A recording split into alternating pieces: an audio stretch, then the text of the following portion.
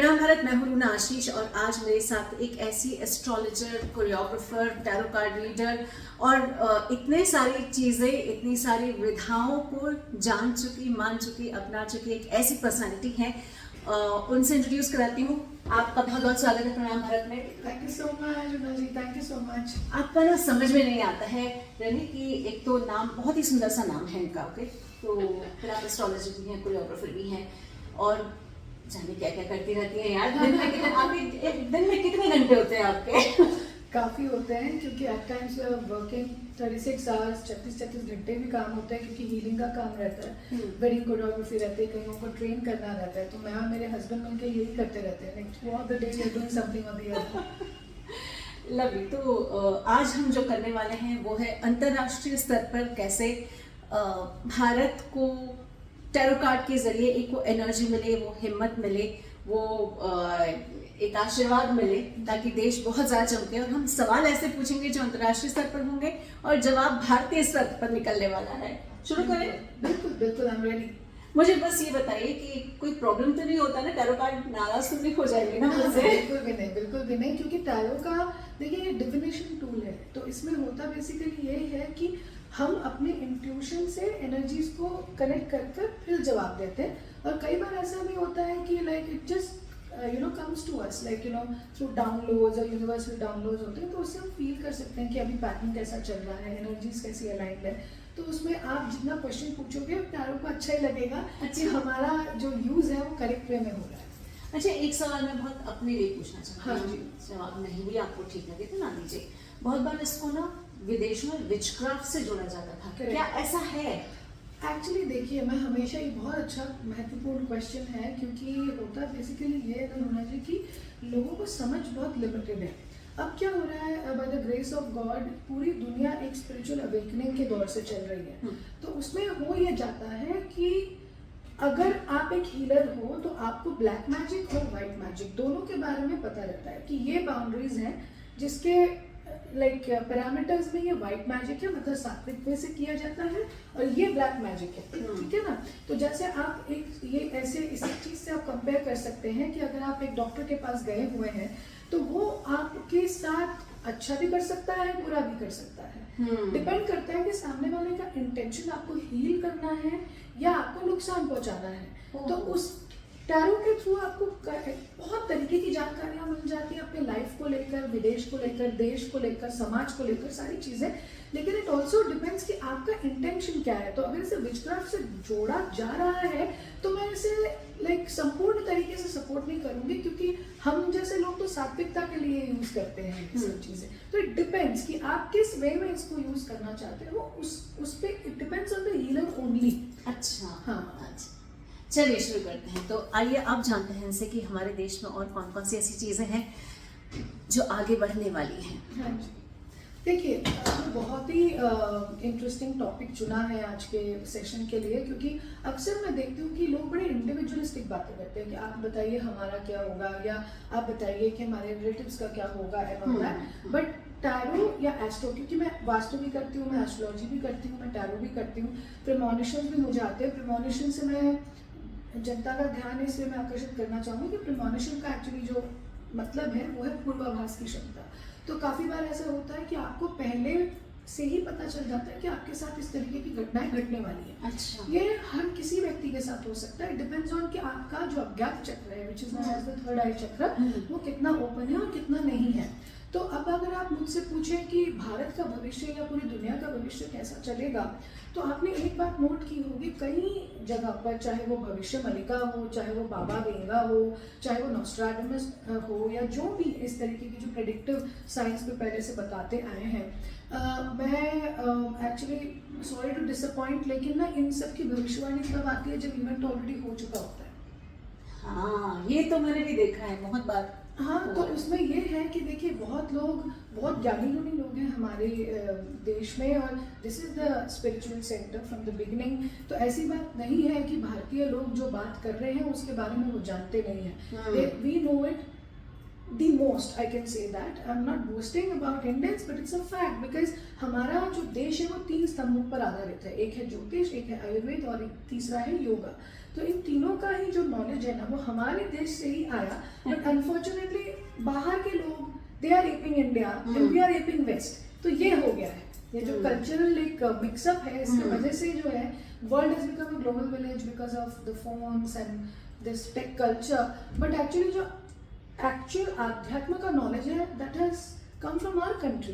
बिल्कुल. ओके लेकिन यहाँ पे जो वर्ल्ड एस्ट्रोलॉजी की बात पे मैं सबका ध्यान इस वे में भी लेकर आना चाहूंगी आगे कि 2020 से जब हमने देखा कि कोविड हुआ उसके बाद से लेकर अभी तक का समय मुझे नहीं लगता, आप सब खुद भी एक्सपीरियंस कर सकते हैं कि बहुत टफ जा रहा है in terms of market, in terms of finance, in terms of relationships. आप देख रहे हो आज के दिन आए दिन ये बहुत नॉर्मल सी बात हो गई है कि 2 दिन हुए शादी को और तीसरे दिन डिवोर्स. इस तरीके का जो एक एनर्जी चल रहा है ना वो इसलिए चल रहा है बिकॉज 2020 से लेकर 2030 का जो डिकेड है that is suppose to be one of the toughest decades of the century. अच्छा. ओके तो इसमें क्या हो रहा है कि युग परिवर्तन हो रहा है. अब अगर लोग मुझसे ये पूछेंगे कि क्या कलयुग खत्म हो जाएगा, दुनिया का विनाश हो जाएगा, तो मैं इन सब चीज़ों में नहीं मानती हूँ. क्योंकि आप पहले वेट करें कि कोई आके उल्का पिंड आप पे सर के ऊपर गिरेगा और उसके बाद में दुनिया का विनाश हो जाएगा. इन सब चीज़ों में मैं पर्सनली नहीं मानती हूँ क्योंकि कलयुग के खात्मे के लिए अभी भी 4.5 साल मतलब लाख साल से ज़्यादा बाकी है. ओके तो ये जो कॉन्स्पिरेसी थ्योरीज होते हैं बीच बीच में आ जाते हैं वो आप समझ लीजिए वीट के जैसे हैं. टर्म्स ऑफ कि आए कभी चले गए, कभी बट किए फिर चले गए, इस तरीके का रहता है. नहीं तो हर बार ही ऐसा होता है कि दुनिया खत्म होने वाली है. 2012 में भी एक बार ऐसा हुआ था. तो इस तरीके की चीजें. तो अब होता बेसिकली क्या है कि ये जो डिकेड है in terms of finance, relationships और जो राजनीतिक जो उठापटक हो रही है आप देख ही रहे हो. तो उसमें क्या है जो आपसी मुल्कों के जो रिश्ते हैं या आप अगर बात करें डायनामिक्स की बात है, पावर डायनामिक्स की बात है, पावर स्ट्रगल्स की बात है, तो ये समय मैं नहीं कहूँगी कि बहुत अच्छा समय है. ठीक है क्योंकि 2030 तक का तो ऐसा समय है कि लोगों को अपने आप को बहुत संभाल के चलना पड़ेगा, अपने रिश्तों को इम्पोर्टेंस देनी पड़ेगी क्योंकि हम भूल गए हैं. तो ग्रह ऐसे ही नहीं होते ना, कर्मों के आधार पे होते हैं. तो हमने कर्म ही खराब कर रखे हैं अपने. अगर आप पूजा पाठ कर रहे हो, दूसरी तरफ आप किसी का नुकसान चाह रहे हो या कंपैरिजन में उतर रहे हो, आप जेलसी कर रहे हो किसी के साथ, जलन की भावना से आप अपनी जिंदगी को लेकर जा रहे हो आगे, तो कौन सा ग्रह आपको सपोर्ट करेगा? अगर आप मुझसे पूछें तो जैसे सूर्य क्या है? पिता. चंद्र है माँ.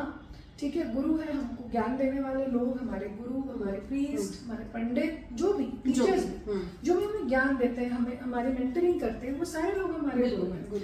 शुक्र लाइक मेल्स के लिए वाइफ है और फीमेल्स के लिए जो शुक्र हैं वो उनके हस्बैंड है. इस तरीके से है. गुरु भी फीमेल्स के लिए हस्बैंड है. उसके बाद राहु केतु हमारे कर्म है, हमारे नीचे काम करने वाले लोग. शनि जो है हमारे वर्कर स्टाफ. कार्मिक ग्रह हैं. बुध जो है बच्चे हैं. तो हर एक ग्रह एक रिश्ते से एसोसिएटेड है. तो अगर आप यहाँ पे शुक्र के उपाय कर रहे हो, गुरु के उपाय कर रहे हो, चंद्र के उपाय कर रहे हो, लेकिन आप चंद्र के उपाय करके अपनी माँ की बेइज्जती कर रहे हो, तो कहाँ से आपको उसका फल मिलेगा?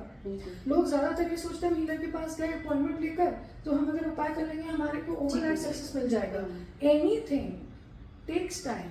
आप ये नहीं एक्सपेक्ट कर सकते कि मैजिक हो जाएगा. Anyways when we come back to the world astrology, तो ऐसा है कि आप अभी देखोगे कि चाहे कुछ भी हो जाए भारत का उत्थान तो होगा. ये निश्चित है, ये तय है. 2029-2030 आते आते ही India would be a super power. Okay US की जो पोजीशन है वो वीकन हो रही है. आप देख रहे हो कि it's coming down because US will not be able to retain its power. 2027 का जो समय है वो यूएस के लिए बहुत भारी भरकम समय है. लेकिन मैं इसके साथ ये भी कहना चाहूँगी कि जितने भी वर्ल्ड लीडर्स हैं, अगर आई वुड बी सरप्राइज अगर हमारे, मेरे को ये तो नहीं दिखता कि बीजेपी चले जाएगा. बीजेपी का जो ग्राफ है वो काफ़ी अच्छा है. लेकिन नरेंद्र मोदी जी के लिए, मैं उनसे खुद इतनी अटैच हूँ, नरेंद्र मोदी जी के लिए 2 भविष्यवाणियाँ मैं करना चाहूँगी अगर आपकी बिल्कुल. तो देश के प्रधानमंत्री मेरे फेवरेट व्यक्ति, मेरे भी फेवरेट हैं. और मैं मतलब ऐसे व्यक्ति का हमारे लाइक देश का प्रधानमंत्री होना बहुत जरूरी भी है. लेकिन क्या होता है ना कि हर एक व्यक्ति का राजयोग का एक समय होता है. जब वो खत्म होने लगता है उसके बाद ऑब्वियसली जैसे हम भी इस दुनिया से चले जाते हैं, परमानेंट तो नहीं है, नोबडी इज परमानेंट. तो ऐसा है कि या तो नरेंद्र मोदी जी 2025 में ही अपना टर्म कंप्लीट ना कर पाए, या अगर वो बच गए तो उसके बाद एक समय ऐसा आएगा 2026 कि आसपास एक ऐसा वापस समय आएगा, अगर वहां पे भी बच गए तो 2029 उनका लास्ट टर्म है। ये दो जो साल हैं, एक ये साल और एक 2026-27 के एंडिंग बिगनिंग का जो पीरियड है दिसंबर से लेके मार्च तक, वो समय कुछ ऐसा है कि नरेंद्र मोदी जी को अपना पद या तो छोड़ना पड़े या इस्तीफा देना पड़े या हेल्थ रीजंस के कारण उनको हट जाना पड़े, इस तरीके से दिखता है। अगर ये फेजेस क्रॉस करते हैं तो फिर वो ये टर्म कंप्लीट करेंगे और उसके बाद somebody else would be the prime minister, but they would be from BJP only.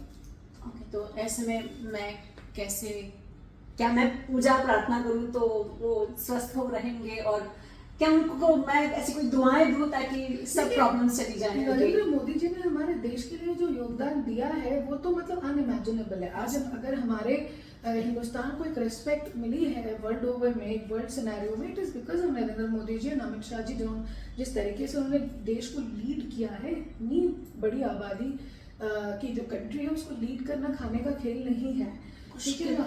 उनके ऊपर एलिगेशंस डाल देते हैं लोग, लेकिन मुझे लगता है उनको 8 नंबर वाले हैं 17 सितंबर में। तो 8 नंबर वालों के साथ ना कैसा होता है कि एक तो वो पीक पे जाते हैं, लेकिन पीक पे जाने के लिए उनको समय लगता है। एक बार पीक पे चले जाने के बाद उनको उतार पाना मुश्किल होता है। नरेंद्र मोदी जी एक ऐसे स्ट्रॉन्ग स्पिरिचुअल व्यक्ति हैं, ठीक है, कि अगर उन्होंने ठान लिया कि उनको रहना है तो उनको कोई रोक नहीं सकता। लेकिन कई बार 8 नंबर वालों के साथ मैंने अपने लाइफ में ऐसा देखा है कि या तो बिल्कुल वो स्पिरिचुअली शिफ्ट हो जाते हैं, तब वो सब त्याग कर देते हैं और चले जाते हैं। तो नरेंद्र मोदी जी का उस तरीके का संन्यास काल आ रहा है, और राजयोग का जो समय वो भी अंत हो रहा है। मैक्स टू मैक्स 3 से 4 साल वो रहेंगे, अनलेस, क्योंकि इस तरीके के जो इतनी ऊंची पद्धति पे पहुंचे हुए लोग होते हैं वो भी स्पिरिचुअल हीलिंग्स लेते हैं, पूजा पाठ करते हैं, बहुत तरीके की चीजें करते हैं, ठीक है। और तंत्र सिर्फ तामसिक या तांत्रिक वे में वैसा नेगेटिव नहीं होता है, सुनने में ऐसा लगता है, लेकिन तंत्र सात्विक भी होता है। हमें शिव जी से मिला है तंत्र, तो अभी शिव जी को आप क्या कहोगे, काली माँ जो है वो शमशान वासिनी है, तो क्या वो नेगेटिव है? हर बात में नहीं है। The way you use the deities energy defines a lot. तो अगर आप स्पिरिचुअल हो, अपनी स्पिरिचुअल जर्नी को आप लिख के चले जा रहे हो, तो फिर आप अपने डेस्टिनी को कई बार चेंज कर सकते हो। ऐसा नहीं है कि आप अपनी डेस्टिनी को चेंज नहीं कर सकते, but are you determined enough, ये बात होती है। बिकॉज आप जब पिछले जन्म के कार्मिक लेसन्स लर्न करने के लिए आते हो, तो जब तक आपका वो पीरियड चल रहा है तब तक रहोगे, उसके बाद then you have to go. Correct, अगली बिल्कुल नेक्स्ट सर्कल में आपको जाना पड़ता है। बिकॉज जैसे अगर हम भी कहें तो हम इस दुनिया में परमानेंटली तो नहीं है। नरेंद्र मोदी जी भी एक इंसान है, लेकिन उनके कर्म उनको बनाता है। तो मैं यही कहूंगी कि उन्होंने एज अ प्राइम मिनिस्टर हमारी कंट्री को बहुत उपलब्धियां दिलाई हैं, and he will always be written in history, will always be valued. But वो इस तरीके के व्यक्ति हैं, बहुत स्पिरिचुअल है। वो जिस व्यक्ति को देंगे वो भी बहुत ज्ञानी गुणी व्यक्ति होगा, क्योंकि इंडिया की दशा अब तक चंद्र की चल रही थी, लेकिन अब मंगल की दशा आ रही है। तो इसमें क्या होता है, आपने देखा होगा नरेंद्र मोदी जी इमोशनल भी बहुत है, उनकी आंखें भर आती हैं। आंखें भर आती हैं। तो वो इसलिए क्योंकि हिंदुस्तान की दशा ही चंद्रमा की चल रही थी। मून इज इमोशंस, तो इमोशनली डील करते थे लोगों के साथ, इस तरीके का था। अब जब मंगल की दशा शुरू हो रही है, तो ऐसा हमको कोई व्यक्ति मिलेगा, that's the need of the hour, जैसे ग्रह वैसा प्रतिनिधित्व। तो अब ऐसा होगा कि क्योंकि मंगल की दशा आ रही है, तो अब कोई अग्रेसिव व्यक्ति आएगा जो कि सनातन को एस्टैब्लिश करेगा, सनातन को आगे लेकर के जाएगा। ये भी कुछ एस्ट्रोलॉजर्स और हीलर्स ने, मैं माफी चाहती हूँ, क्षमा चाहती हूँ आपके चैनल के माध्यम से, बहुत उन्होंने अजीब तरीके की भ्रांतियां फैलाई थी कि अभी इस्लाम का उत्थान होगा या क्रिश्चियनिटी प्रिवेल करेगा। वो तो प्रिवेल कर ही रहे हैं। सनातन का अभी उत्थान होगा, with due respect to all the religion. Sanatan का उत्थान होना तय है, क्योंकि सनातन कोई रिलीजन नहीं, it's a way of living, correct, it's a philosophy, ठीक है, वो है। Hinduism is a lifestyle. So the thing is कि ये जो चीज है वो आगे आएगी। हिंदुस्तान का नाम होना तय, हिंदुस्तान का सुपर पावर बनना तय।